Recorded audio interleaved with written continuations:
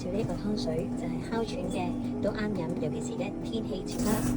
呢個係鱷魚肉，呢個係鱷魚骨肉相連，呢個係雞蛋，呢個係圓肉，呢個係淮山，呢個係時實，呢個係生薏米，仲有我手上呢一個係新會嘅大紅金陳皮。首先預備一啲水，當水咧熱咗啦，又泡泡嘅時候咧，我哋就放一斤酒仔，唔係咁多啦，倒落去。跟住飛水嘅鱷魚骨擺落去啦，雞殼擺落去啦，鱷魚肉擺落去啦。我哋陣間會將呢啲嘅脂肪炆走去，咁你煲湯就唔使有啦。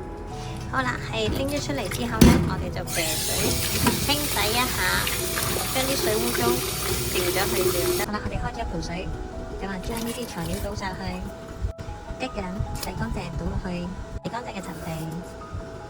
好啦，我哋就大火